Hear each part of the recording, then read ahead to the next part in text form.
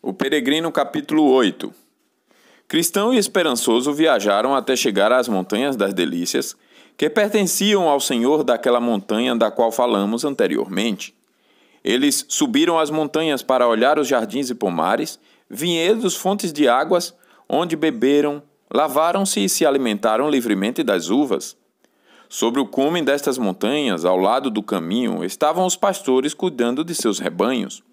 Os dois peregrinos se aproximaram deles e, inclinando os bordões, assim como todos os peregrinos cansados fazem para conversar com alguém no caminho, perguntaram: quem é o dono das Montanhas das Delícias? De quem é o gado que pasta neste local? As montanhas aprazíveis agora ascendem, onde estão os pastores que lhes advertem sobre todos os perigos e todos os encantos a que os peregrinos resistem por fé e temor santo.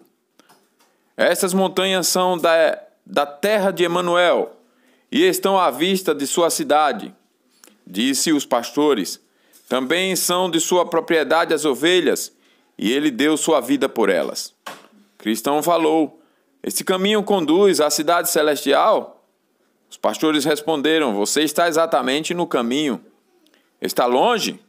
Bem longe para muitos, mas não para aqueles que anseiam alcançá-la. O caminho é seguro ou perigoso? Seguro para aqueles a quem deve ser seguro, mas os transgressores neles cairão. Neste lugar existe refúgio para os peregrinos que estão fracos e fatigados? O Senhor destas montanhas nos ordenou acolher os estrangeiros, portanto as coisas boas deste lugar estão disponíveis para vocês. Vi em meu sonho que quando os pastores reconheceram que aqueles homens eram peregrinos, fizeram-lhes perguntas, às quais responderam como em outros momentos: de onde são? Como chegaram ao caminho? O que os ajudou a serem perseverantes? Pois poucos daqueles que iniciam a jornada a este lugar mostram suas faces nestas montanhas. Quando os pastores ouviram as respostas, ficaram alegres e com olhar amável disseram: sejam bem-vindos às Montanhas das Delícias. Os pastores, cujos nomes eram conhecimento, experiência, vigilância e sinceridade, os seguraram pelas mãos, os conduziram até suas tendas e os fizeram participar daquilo que havia sido preparado para eles.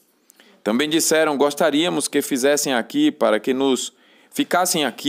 nos conheçamos melhor. Além disso, podem desfrutar as delícias destas montanhas. Cristão e esperançoso aceitaram o convite alegremente. Assim foram descansar aquela noite, porque já era bem tarde. Ao amanhecer, os pastores convidaram Cristão e esperançoso para caminhar pelas montanhas. Eles passearam por um tempo, admirando a linda vista de todo o lugar. Enquanto isso, os pastores comentaram entre si: devemos mostrar a estes peregrinos algumas das maravilhas daqui? Ao decidirem positivamente, levaram-nos ao monte chamado Erro, que era muito íngreme ao lado oposto, e pediram que eles olhassem para baixo. Cristão e esperançoso olharam e viram vários corpos de homens que, ao caírem do alto, foram completamente despedaçados. Cristão perguntou: o que significa isto?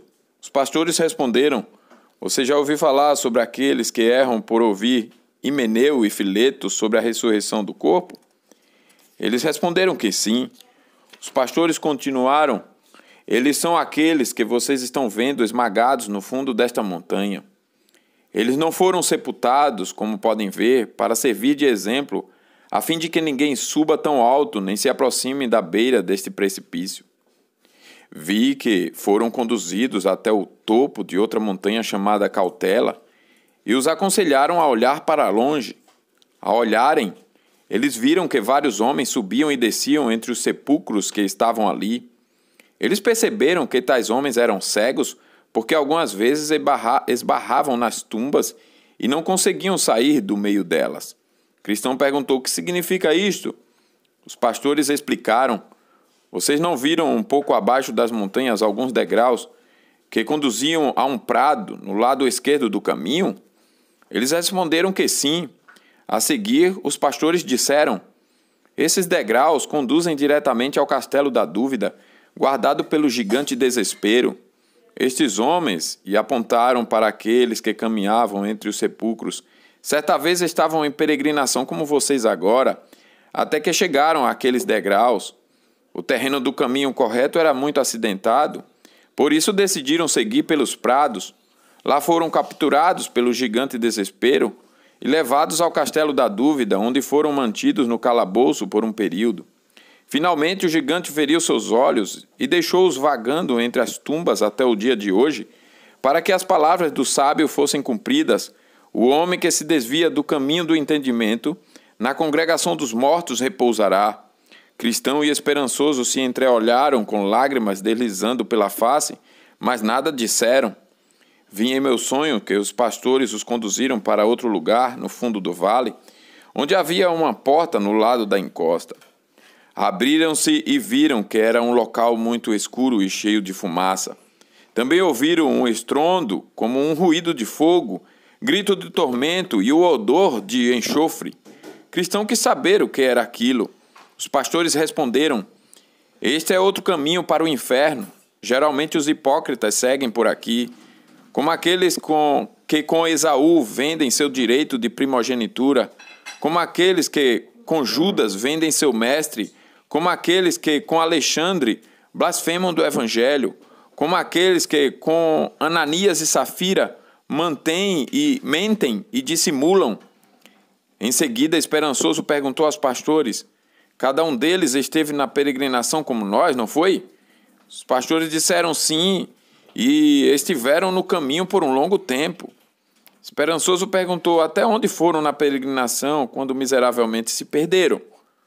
Alguns foram mais longe do que estas montanhas, e alguns não chegaram até aqui. Então os peregrinos falaram entre si: melhor clamar ao poderoso pedindo forças. Pastores disseram: sim, vocês precisarão usar estas forças quando as pedirem. Neste momento, os peregrinos desejaram seguir seu caminho e os pastores concordaram, acompanhando-os até o fim das montanhas. Ali os pastores disseram aos outros: vamos mostrar aos peregrinos o portão da cidade celestial, se conseguirem ver pelo telescópio. Agradecidos, eles aceitaram a sugestão. Os pastores os conduziram até o topo da colina chamada Limpa e lhe deram um instrumento para visualizar o portão. Eles tentaram olhar, mas a recordação das últimas coisas vistas com os pastores fizeram-lhes as mãos tremerem. Por causa desta dificuldade, não podiam olhar firmemente através do telescópio. Porém, ainda assim, conseguiram ter um vislumbre do portão e da glória do lugar. Em seguida, seguiram a jornada cantando: assim pelos pastores segredos são revelados, que aos outros homens permanecem velados. Vinde aos pastores se quereis saber então das coisas profundas ocultas e que misteriosas são. Quando chegou o momento de partir, um dos pastores entregou-lhes um mapa do caminho. Outro os alertou sobre adulador. O terceiro recomendou que não dormissem no terreno encantado e o quarto desejou que Deus os acompanhasse. Então acordei do meu sonho. Capítulo 9. Dormi e sonhei novamente. Vi os 2 peregrinos descendo a montanha pela estrada em direção à cidade. Agora, pouco abaixo da montanha, do lado esquerdo, estava o país chamado Ideias Fantásticas, e pela montanha havia um atalho de caminho tortuoso próximo ao caminho que os peregrinos percorriam. Ali encontraram um rapaz cheio de energia que vinha daquele país. Seu nome era Ignorância. Cristão perguntou-lhe de onde era e para onde ia. Ignorância disse: Senhor, nasci no país que se localiza um pouco à esquerda e vou para a cidade celestial. Mas como você planeja alcançar o portão? Poderá encontrar dificuldades, disse Cristão. Entrarei do mesmo modo como as pessoas boas o fazem. Mas o que terá para mostrar que permita a sua entrada pelo portão?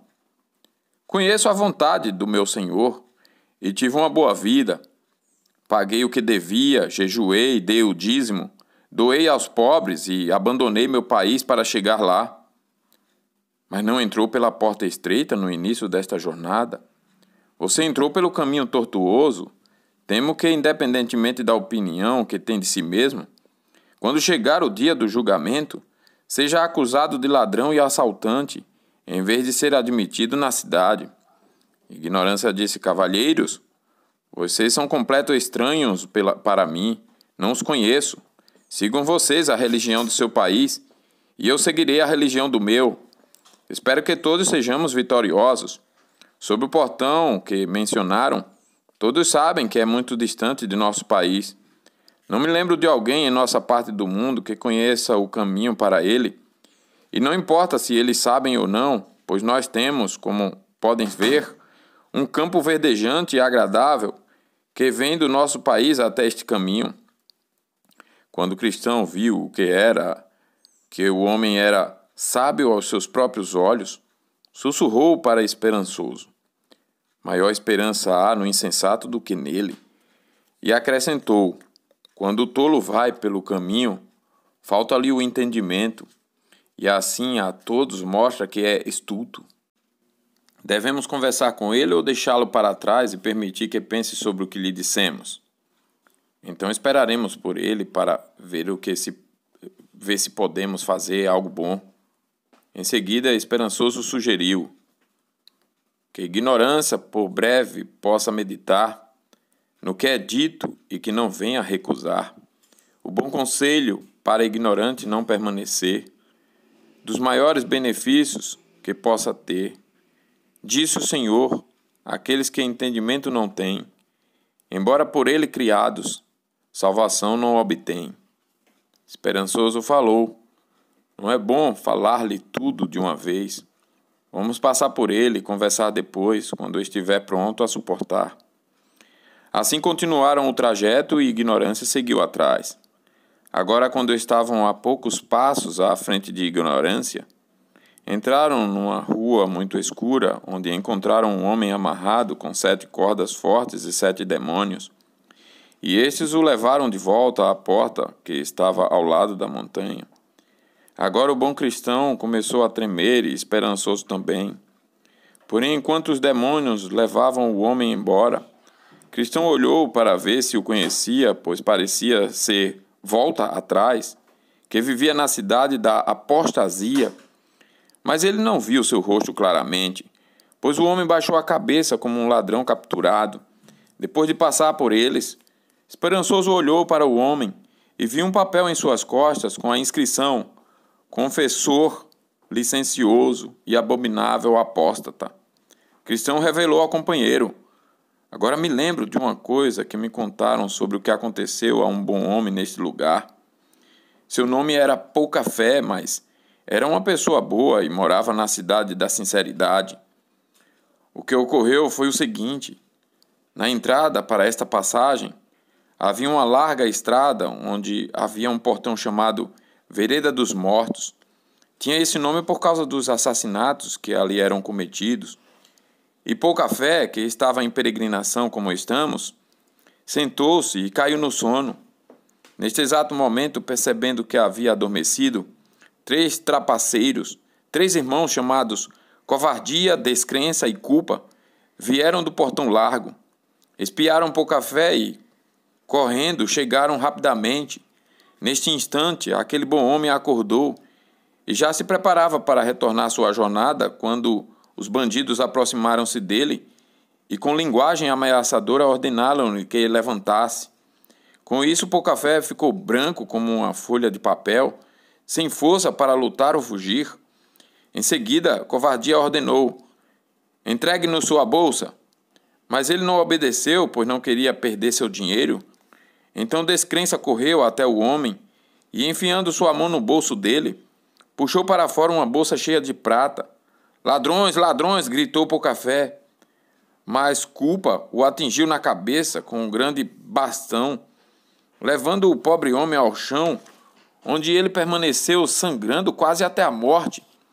Os ladrões continuavam ao seu redor, mas ouvindo alguém que vinha descendo pela estrada e temendo que pudesse ser grande graça da cidade de Boa Esperança, fugiram deixando o bom homem abandonado. Depois de um tempo, Pouca Fé recobrou a consciência e conseguiu ficar em pé e seguir, trôpego, o seu caminho. Esperançoso perguntou: e roubaram tudo o que ele possuía? Cristão respondeu: não, Eles não revistaram o suficiente para descobrir o local onde ele guardava suas joias, pois ainda estavam sob seu poder.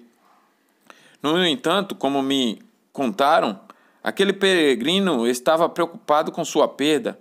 Na verdade, os ladrões conseguiram a maior parte do dinheiro para suas despesas. Ele ainda tinha uma pequena quantia, porém não o suficiente para levá-lo até o fim de sua jornada. Se não estou enganado, foi obrigado a pedir esmolas, pois era proibido vender suas joias. Apesar das esmolas e de fazer tudo o que lhe era possível, passou fome na maior parte do restante do caminho. Esperançoso perguntou: não causa espanto que não tenham se apossado do seu pergaminho, o qual lhe garantia a entrada no portão celestial?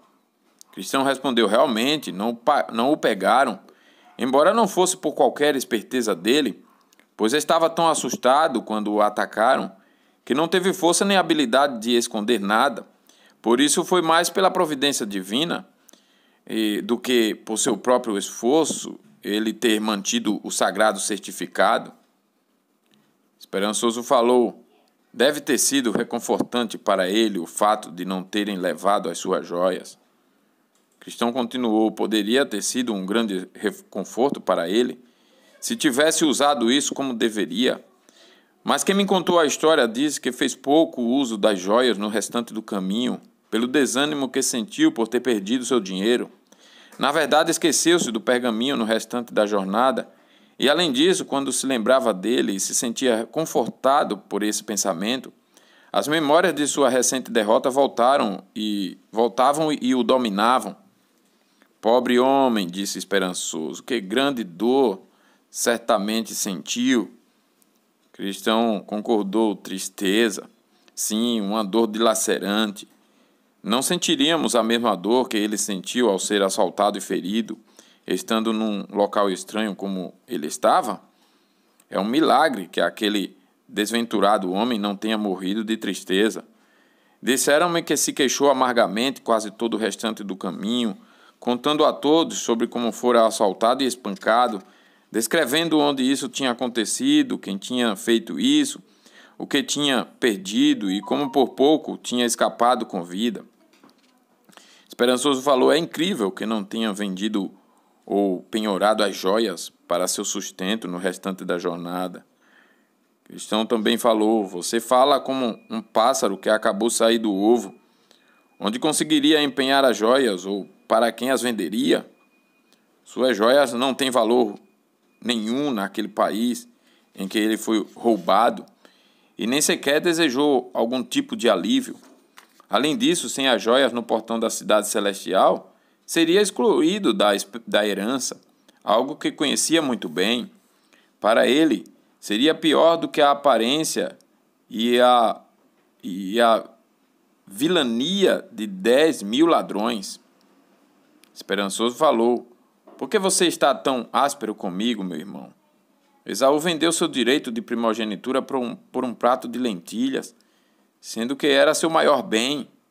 E se o fez, por que pouca fé não poderia fazê-lo também? Cristão respondeu: de fato, Esaú vendeu seu direito de primogenitura e muitos outros também o fizeram. Por isso eles mesmos se excluem da bênção do Senhor, como aconteceu com aquele pobre indivíduo. Mas há diferenças entre Esaú e pouca fé. Comparando as suas condições, o direito à primogenitura de Esaú era simbólico. No entanto, as joias de pouca fé eram de outra espécie. O Deus de Esaú foi seu apetite. Não era o caso de pouca fé. Esaú era dominado por seu apetite carnal, mas não pouca fé. Além disso, Esaú não conseguiu ver além do tamanho de suas próprias concupiscências. Estou a ponto de morrer. De que me aproveitará o direito da primogenitura? Ele disse. Pouca fé, a despeito de uma fé débil, manteve-se afastado de tais extravagâncias por meio da fé, e ela o fez valorizar suas joias a ponto de não as vender como fez Esaú com sua primogenitura. Você não encontra em lugar algum que Esaú tinha fé, não, nem mesmo um pouco.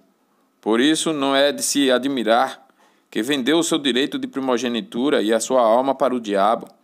Por isso é o que acontece quando as regras da carne predominam, como acontece com homens sem fé para resistir, pois são como o jumento que não pode ser contido durante o seu tempo de calor.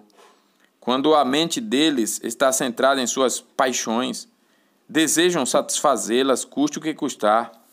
Mas Poucafé era de outro temperamento. Sua mente estava fixa em coisas divinas, e sua existência dependia das coisas que eram espirituais e que provinham do alto.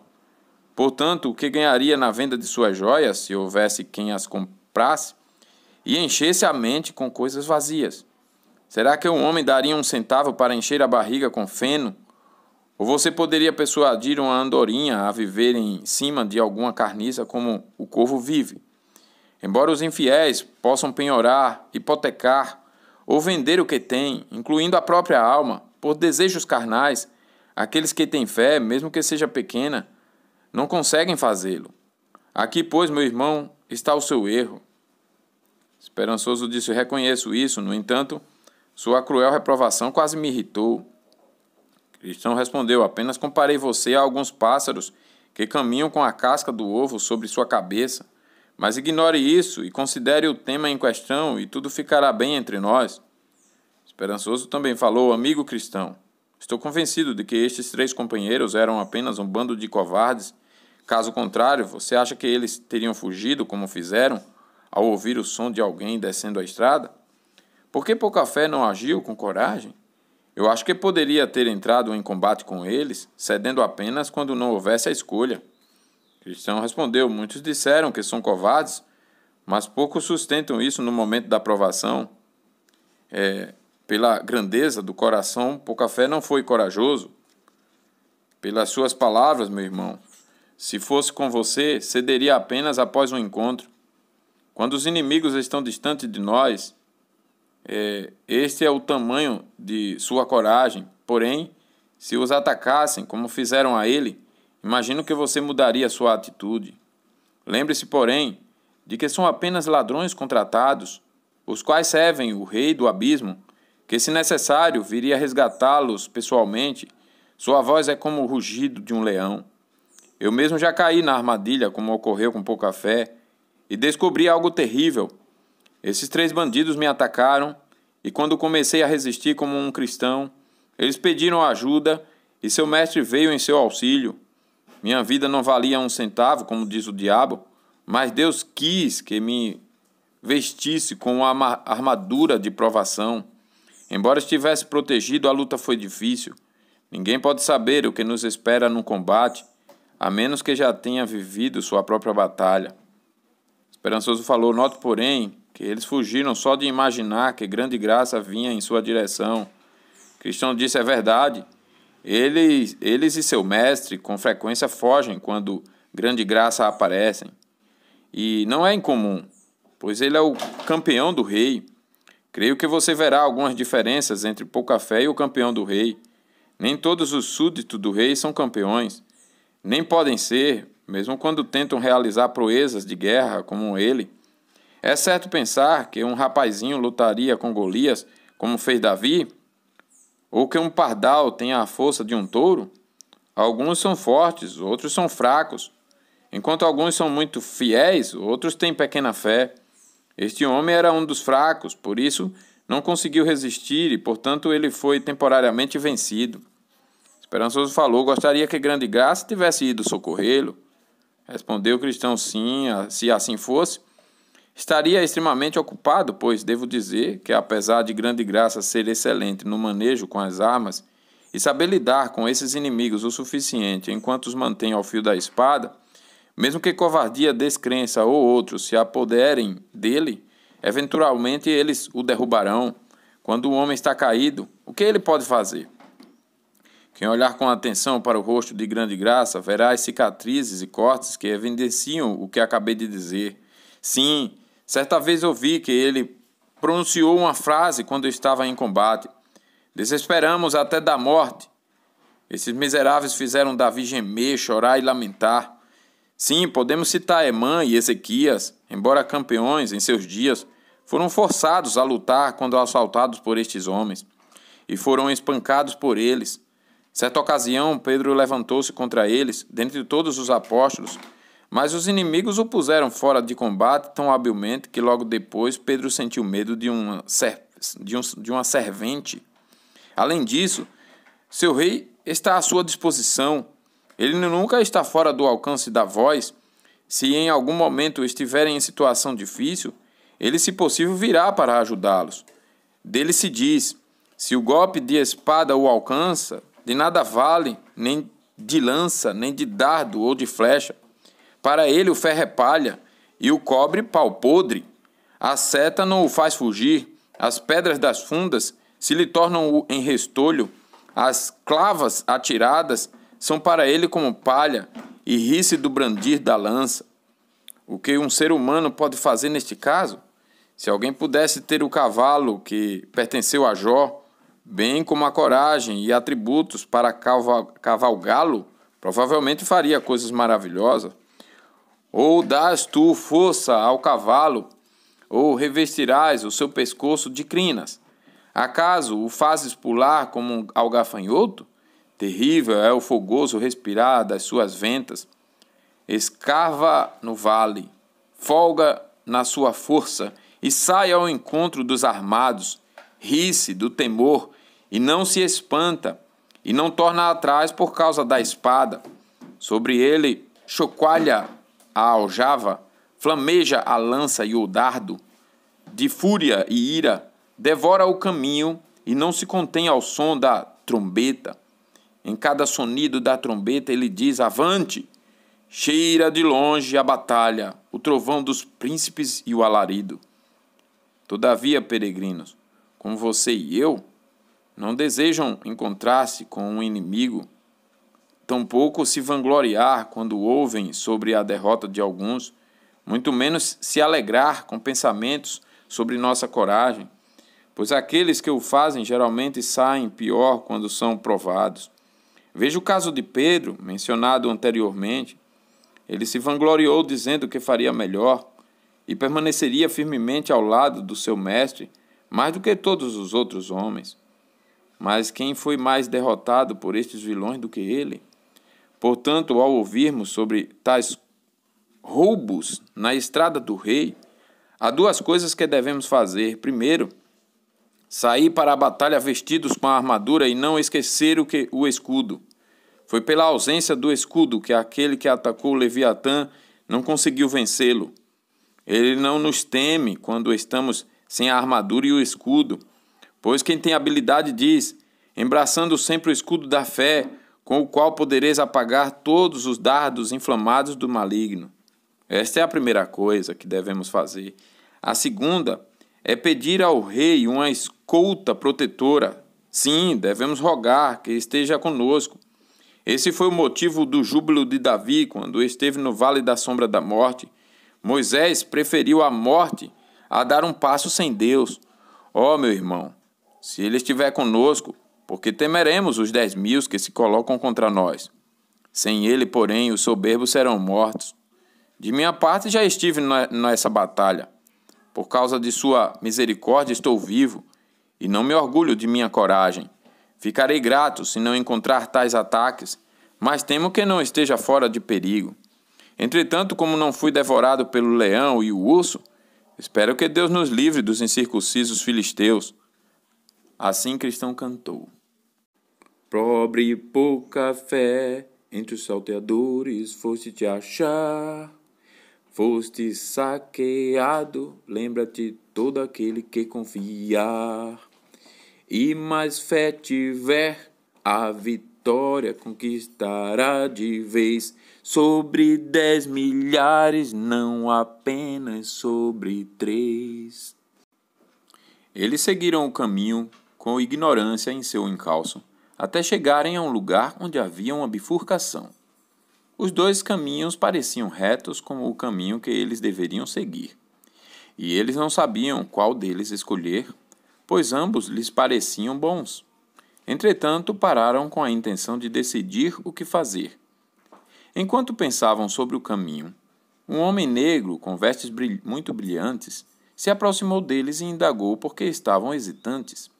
Eles disseram que desejavam chegar à cidade celestial, mas não sabiam qual caminho seguir. Sigam-me, o homem falou, pois é para onde vou.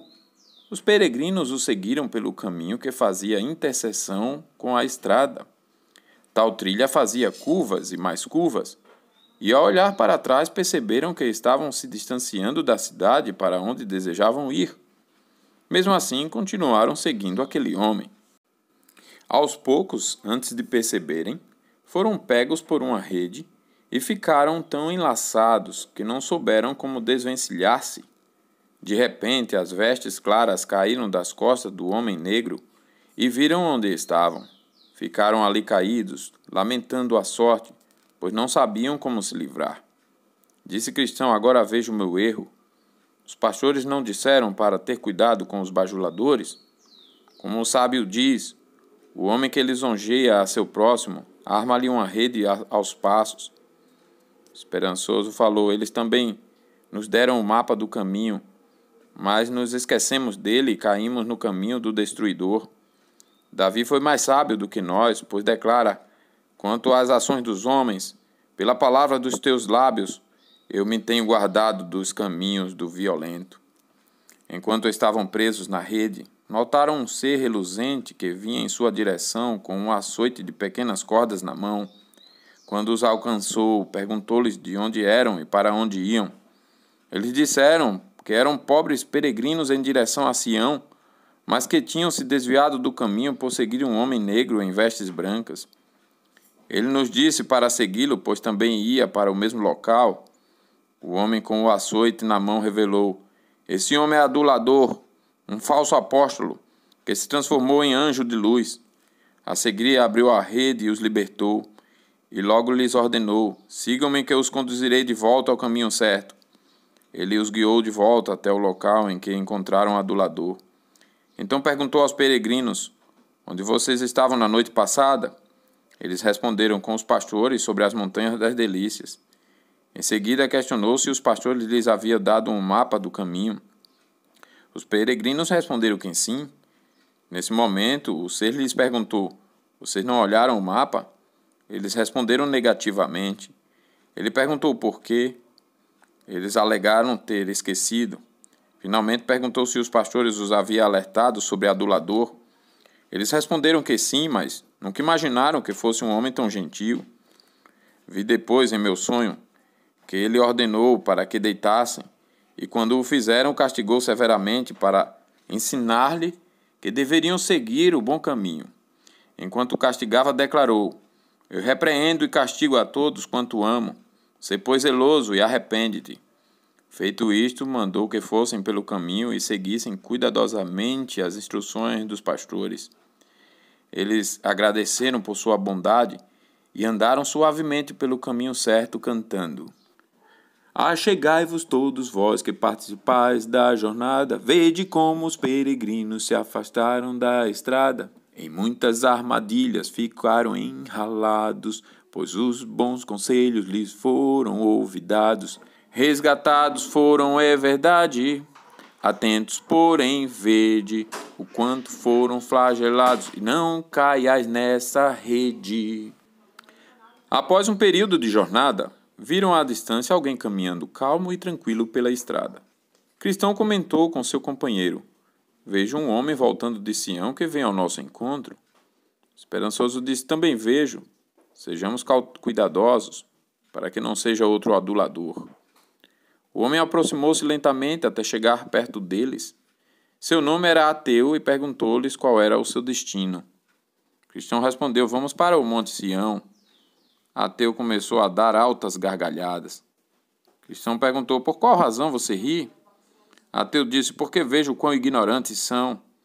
Por que fazer uma viagem tão monótona, quando provavelmente não terão nenhuma recompensa, a não ser seus esforços? Cristão perguntou: por que pensa que não seremos recebidos? Ateu: recebidos? O lugar com o qual você sonha não existe em qualquer lugar no mundo. Existe sim, no mundo por vir. Ateu disse: quando eu estava em casa, no meu país, ouvi sobre esse lugar, decidi procurá-lo. Estou nessa busca há 20 anos e não sei nada mais do que já sabia desde o primeiro dia dessa busca. Cristão disse: ouvimos que ele existe e estamos certos de que o encontraremos. Ateu falou: se não acreditasse, Quando eu estava em casa, não teria ido tão longe nessa busca, mas nada encontrado, e deveria ter encontrado, já que fui mais longe do que vocês. Voltarei e desfrutarei das coisas que abandonei por causa da tentativa de buscar o que agora sei que não existe. Cristão perguntou a Esperançoso: será que ele tem razão? Esperançoso disse: tenha cuidado. Ele é um dos aduladores. Lembre-se do que quase nos custou ouvir indivíduos como este. O Monte Sião não existe? Ora, não vimos o portão da cidade quando estávamos nas montanhas das delícias, pelo binóculo da fé? Além disso, não devemos caminhar pela fé? Sigamos nesta caminhada. Não deixemos que o homem com o açoite venha nos corrigir novamente. Você me ensinou o que sussurrarei ao seu ouvido. Filho meu, se deixas de ouvir a instrução, desviar-te-ás das palavras do conhecimento. Não lhe dê ouvidos, vamos crer e salvar a alma. Cristão falou: meu irmão, não perguntei porque duvidava do que cremos, mas para testar você e levá-lo a pensar honestamente sobre o que está no coração. Quanto a esse homem, ele está cego pelo Deus deste mundo.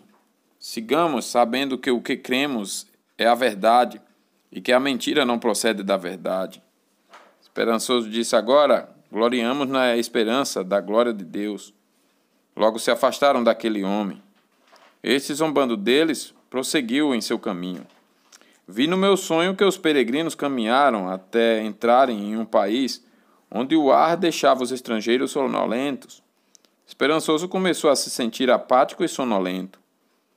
Disse ele: estou com tanto sono que mal consigo manter os olhos abertos. Vamos nos deitar e tirar um cochilo.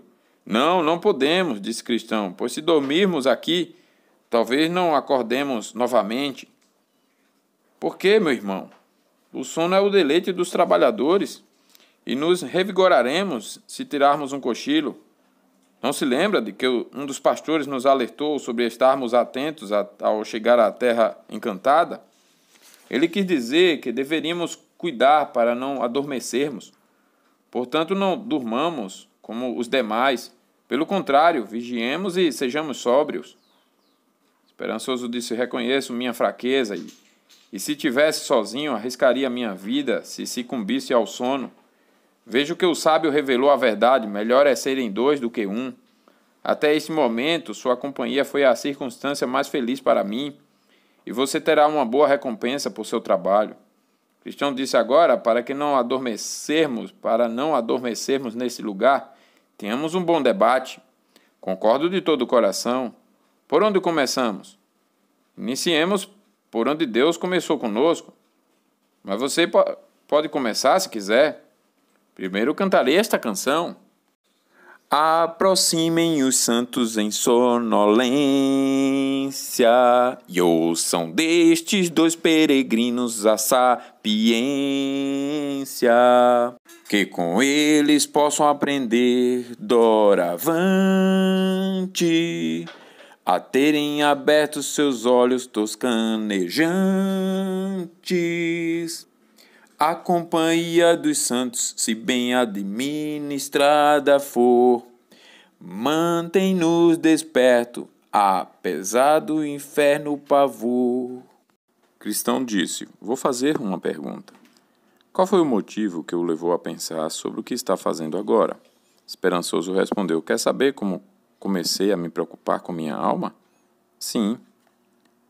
Por um bom tempo, desfrutei dos produtos vendidos em nossa feira, coisas que agora creio me destruiriam se continuasse a praticá-las. Que coisas? Todos os tesouros e riquezas do mundo. Também amava o deboche, festas, bebidas, juramentos, mentiras, imoralidade, transgressão da guarda do dia do Senhor e outras misérias que destroem a alma. Mas ao ouvir e considerar as coisas divinas que aprendi com você e com o amado fiel, que morreu na feira das vaidades por causa de sua fé e bondade, descobri que finalmente descobri que o fim dessas coisas é a morte. E por essas coisas, a ira de Deus vem sobre os filhos da desobediência. Cristão perguntou: você se converteu imediatamente? Esperançoso respondeu: não. A princípio, não estava disposto a reconhecer o mal do pecado e a condenação que resulta dele. Em vez disso, quando minha mente foi tocada pela palavra, tentei fechar os olhos contra a luz. Cristão perguntou: mas o que o levava a manter essa atitude antes de o abençoado Espírito de Deus começar a agir em seu coração? Bem, primeiro, não sabia que era a obra de Deus agindo em mim. Nunca percebi que Deus inicia a conversão de um pecador, despertando-o do pecado. Segundo, o pecado era atrativo e não queria abandoná-lo. Terceiro, não sabia como me afastar de minhas antigas amizades, pois sua presença e suas ações eram desejáveis para mim. Por último, os momentos que estava sob a convicção do pecado eram tão incômodos e assustadores que nem mesmo podia suportar a lembrança deles. Cristão perguntou: houve momentos em que você não se preocupava? Sim, mas quando me assombravam novamente, ficava pior que antes. O que trazia novamente seus pecados à mente? Muitas coisas, como se encontrasse um homem bom nas ruas, ou se ouvisse alguém ler a Bíblia, ou se minha cabeça doesse, ou se me falassem sobre a enfermidade de alguns vizinhos, ou se ouvisse um sino anunciando a morte de alguém, ou se pensasse na minha própria morte, ou se ouvisse que alguém tinha morrido repentinamente, mas especialmente quando pensava em mim mesmo e que logo deveria enfrentar o juízo. Cristão novamente perguntou: e você conseguia livrar-se facilmente da culpa do pecado quando qualquer destes itens vinham sobre você? Não, não conseguia, porque eles estavam ganhando grande controle sobre a minha consciência. E mesmo se pensasse sobre voltar para o pecado, embora a minha mente se voltasse contra ele, me sentia duplamente atormentado. E o que você fazia? Pensei que devia tentar mudar minha vida. Caso contrário, certamente seria condenado. E você tentou mudar? Sim, tentei não pecar e evitar companhias pecaminosas. Comecei a praticar deveres religiosos como orar, ler a Bíblia, lamentar pelos meus pecados, falar a verdade aos meus vizinhos e assim por diante. Fiz essas coisas, entre muitas outras numerosas para contar. E isso o fez pensar que estava certo? Por algum tempo, mas em seguida os problemas caíram sobre mim novamente, apesar de minhas mudanças. Como isso aconteceu se você já era regenerado? Várias vezes, várias coisas trouxeram-me à mente, especialmente frases como estas: toda a nossa justiça é trapo de imundícia. Pelas obras da lei nenhum homem será justificado. Quando fizerdes tudo o que vos for mandado, dizeis: somos servos inúteis. E muitas outras coisas, muitas como essas. A partir desse momento, comecei a argumentar comigo mesmo. Se toda a justiça é trapo de imundícia, se não há nada que o homem possa fazer para ser justificado cumprindo a lei, e se tudo o que fizermos tornar-se inútil, ainda somos indignos, logo, é tolice pensar que podemos alcançar o céu por meio da lei. Ademais, pensei: se um homem tem uma conta devedora numa loja, mesmo que faça novas compras e pague por elas, mas se não saldar a dívida antiga, o lojista ainda poderá processá-lo e enviá-lo à prisão até que pague o débito. Como você aplicou este princípio à sua vida? Pensei que tenho uma grande dívida devido aos meus pecados registrados no livro de Deus, e minha atual transformação não pagará aquela dívida. Portanto, poderia continuar com as mudanças atuais, mas como seria liberto da condenação pelas antigas transgressões? Muito boa essa aplicação, mas, por favor, continue. Outro ponto que tem me atormentado, mesmo com as recentes mudanças em minha vida, é que, ao observar cuidadosamente as boas ações que faço agora, ainda vejo novo pecado misturando-se com o melhor daquilo que faço.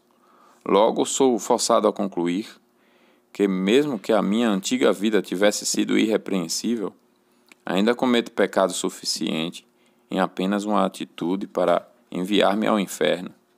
E o que você fez?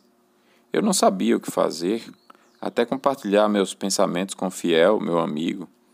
Ele me disse que a menos que eu obtivesse a justiça do homem que nunca pecou, nem minha própria justiça e nem toda a justiça do mundo poderia me salvar. E você acredita que ele disse a verdade?